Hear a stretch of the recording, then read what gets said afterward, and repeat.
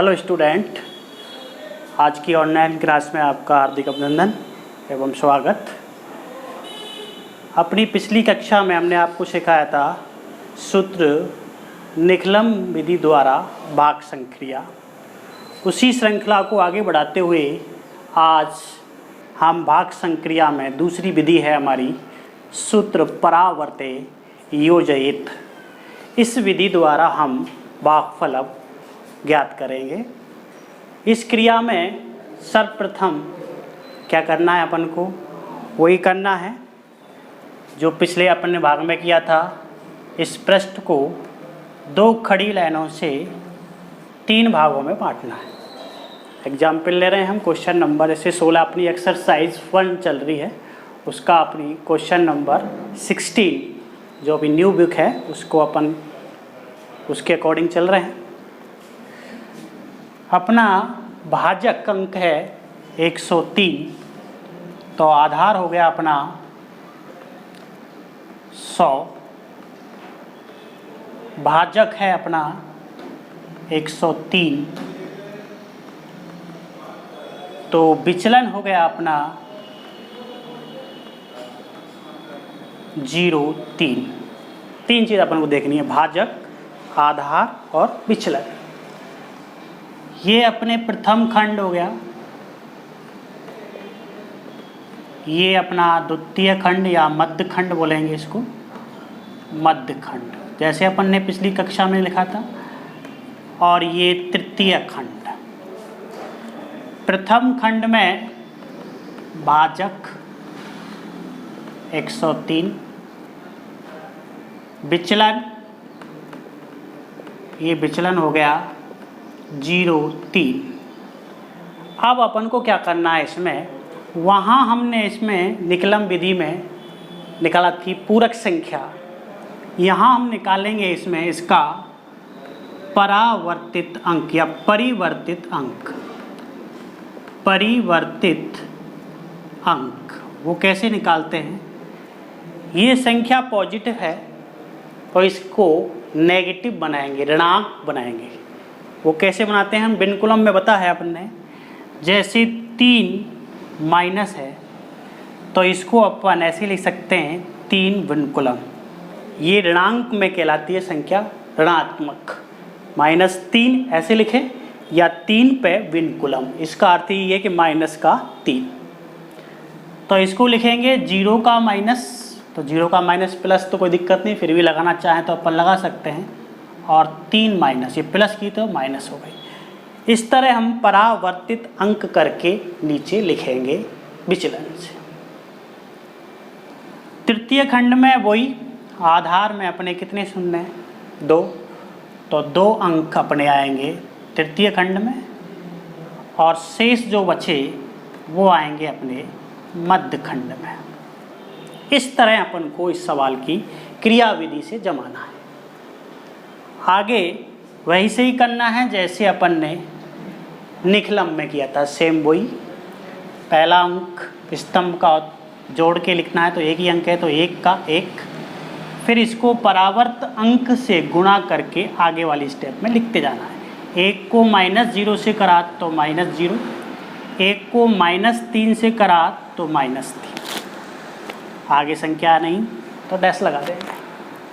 अगला फिर इनको जोड़ेंगे, 1 में 0 माइनस तो 1 ही आएगा, 1 का इंटू फिर 0 से करेंगे तो 0 आएगा माइनस, और 1 का इंटू -3 से करेंगे तो -3 कैसे लिखेंगे, 3 पर बार। ये बार जो चिन्ह है ऋणांक को दिखाता है, माइनस को दिखाता है, ये आपको याद रखना है। 4 -3, अब इनका योगफल करेंगे तृतीय खंड वालों, भाग क्रिया पूरी हुई अपनी, जोड़ के आंसर लिखना है अपन। 4 में से -3 गए तो 1 बचा, 5 -3 2 बचे, 0 से कोई मतलब है नहीं, तो ये इसका कहलाया शेषफल, और ये इसका कहलाया भागफल। कोई प्रॉब्लम हो किसी को तो पूछ सकते हैं आप, आसान है। कमेंट्स बॉक्स में, अपने कमेंट्स बॉक्स है उसमें अपनी टेक्निकल टीम पढ़ रही है, अगर आपको कोई प्रॉब्लम है कहीं पर मिस्टेक है तो आप उसकी जानकारी हमारी टीम को दे सकते हैं, हम उसका सुधार आगे वाली क्लास में करेंगे। कोई प्रॉब्लम यहाँ तक? तो ये अपना हो गया शेषफल, ये हो गया भागफल। एक दूसरा एग्जाम्पल और लेते हैं। Question number 70। 1358 में भाग देना है 113 का। वही पृष्ठ को कितने भागों में बांटना है? 3 में। 3 खंड करने, प्रथम खंड, मध्य खंड और तृतीय खंड। बोलिए आधार, संख्या का पहले भाजक, भाजक किस संख्या से भाग दे रहे हैं हम? 130 से। ओके, आधार कितना माना? 100। विचलन कितना हो गया? विचलन हो गया हमारा 13। ठीक, प्रथम खंड में भाजक, बोलिए भाजक कितना है? 113। तो इसके बाद विचलन, विचलन कितना हो गया? 13 पॉजिटिव प्लस। विचलन कैसे निकालते हैं? समझ में आ गया आपको? संख्या अर्थात भाजक में से आधार को घटा के लिखना है। भाजक 113, आधार 100। 113 में से 100 गए तो कितने बचे? 13। अब इसको परिवर्तित अंक करके लिखना है। बस इतना सा अंतर है, परिवर्तित अंक करना है। अर्थात ये पॉजिटिव है तो इसको नेगेटिव बनाना है, नेगेटिव है तो पॉजिटिव बनाना है। अभी बताया था, एक का नेगेटिव कैसे लिखेंगे हम? 1 बार ऐसे पढ़ सकते हैं इसको, या 1 विनकुलम, विनकुलम कह सकते हैं इसको। विनकुलम का अर्थ ही ऋणांक होता है, आपने 9th क्लास में पढ़ा है। 3 विनकुलम, ये -1 या -3 ऐसे कह सकते हैं। तृतीय खंड में आधार में कितनी शून्य? 2, तो 2 अंक आएंगे, 5, 8 तृतीय खंड में आ जाएगा। शेष कितना बचा? 1, 3। ये अपने किस भाग में आ जाएगा? मध्य खंड में आ जाएगा। क्रिया वही, उसी तरह पहला अंक 1 उतारा, 1 को परिवर्तित अंक से, सॉरी परावर्त नहीं बोलना है, परिवर्तित अंक से गुणा करेंगे। 1 को -1 से गुणा किया, बोलो कितना आएगा? -1। 1 माइनस या 1 विनकुलम ऐसे बोल सकते हैं। 1 को -3 से करेंगे, 3 विनकुलम। अगला अंक, अगली स्तंभ को जोड़ेंगे। 3 - 1 तो घटेगा, जोड़ेगा नहीं। 3 में से 1 गए तो कितने बचे? 2। पाक क्रिया वापिस गुणा करेंगे। 2 को गुणा 1 से किया, -1 है तो -2 हो गया। 2 को गुणा किससे किया? -3 से, तो 3 दूआ 6, माइनस क्या हो गया? पाक क्रिया पूरी हो गई। तृतीय खंड में योगफल करके आपको लिखना है। 8 में से 6 गए, 2 बचे, 5, 3 और 2 5, ये माइनस के 5, ये प्लस के 5, तो क्या हो गया? 0। तो अपना शेषफल आ गया 0, 2 और भागफल आ गया 1, 2, 12। इस तरह ये अपना सॉल्यूशन हुआ। आगे इसी क्वेश्चन नंबर 19 में देखिए, 1432 में भाग देना है आपको 88 का। उसी तरह 3 खंड करने हैं आपको। ये प्रथम खंड, ये मध्य खंड और ये तृतीय खंड। ठीक, आधार इसका 100। विचलन, बोलो विचलन कैसे सिखाया था अपन ने आपको?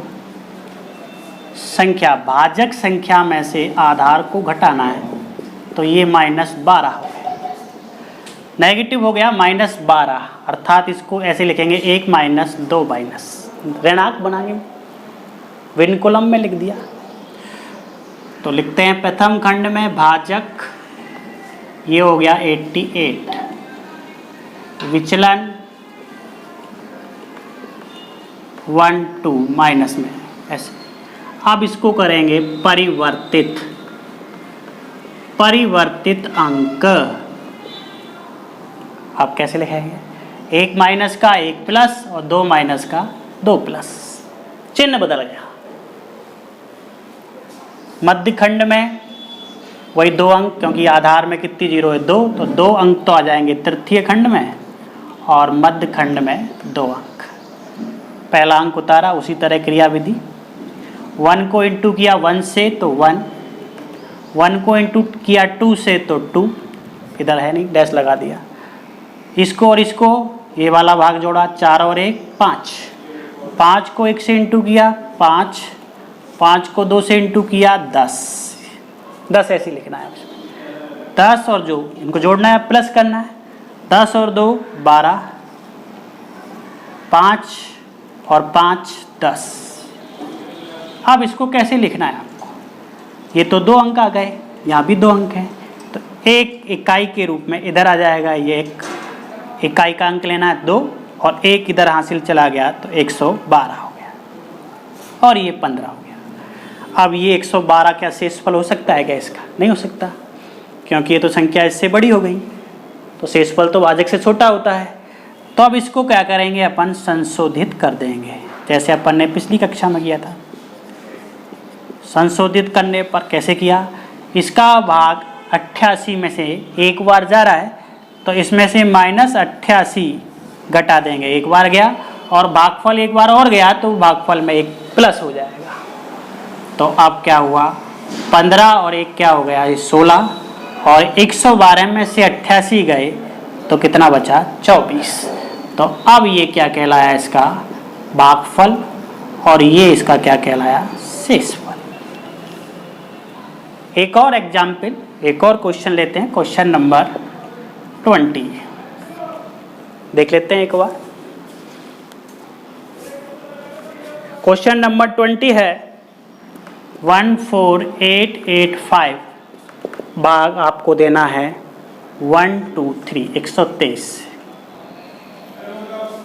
वही आधार बोलिए, इसमें आधार कितना हुआ? 100, विचलन कितना हुआ? 123 है, तो 123 में से 100 घटा देंगे तो 23 विचलन हो गया। वही 3 खंड, ये प्रथम खंड, ये मध्य खंड, और ये तृतीय खंड। प्रथम खंड में भाजक, भाजक कितना? 123, विचलन 23। अब हमको क्या करना है? वही परावर्तित अंक लिखना है। तो बोलो परावर्तित अंक कैसे लिखेंगे? ये 2 प्लस है तो 2 माइनस, विनकुलम 2 ऐसे लिख सकते हैं, 3 विनकुलम, या 2 ऋणांक 3 ऋणांक। ओके, परिवर्तन चिन्ह करके लिखना है अपन को। पॉजिटिव है तो नेगेटिव, नेगेटिव है तो पॉजिटिव। तृतीय खंड में आधार 2 जीरो 2 अंक, और मध्य खंड में बचा हुआ शेष पहला अंक 1, 1 को -2 से इंटू किया तो -2, 1 को -3 से इंटू किया तो -3, ऐसे लिख सकते हो। या हमने आपको तरीका बताया था विनकुलम या ऋणांक का चिन्ह ऐसे लगा सकते हो। फिर इनको प्लस किया, 4 में से 2 माइनस गए तो 2, 2 को फिर -2 से इंटू किया तो 4 विनकुलम, और 2 को -3 से इंटू किया तो 6 विनकुलम, 6 ऋणांक। फिर वापस इसको प्लस किया, 8, 4 और 3 7, 8 में से 7 गए माइनस के तो 1, 1 को फिर 2 से इंटू किया 2 विनकुलम माइनस, फिर 1 को 3 से इंटू किया, -3 से 1 को इंटू किया तो -3 विनकुलम। भाग क्रिया पूरी हुई। अब थर्ड भाग जो है उसमें इनको प्लस करके लिखना है लास्ट में। 5 में -3 जोड़े तो 2, 8 में से 6 और 2 8 गए माइनस के तो 0। बोलो 0 2 इससे छोटा है, तो ये इसका क्या कहलाया? शेषफल, और ये इसका कहलाया भागफल। इस तरह हमने आज आपको भाग संक्रिया में दूसरी विधि हमारी है आज परावर्त्य योजते विधि के 4 क्वेश्चन जो अपनी एक्सरसाइज में है वो अपने आप को हल करके बताए। इसी श्रृंखला में अब आगे वाली क्लास में हम तीसरी विधि है हमारी ध्वजांक विधि से भागफल वो कराएंगे। आज के लिए धन्यवाद।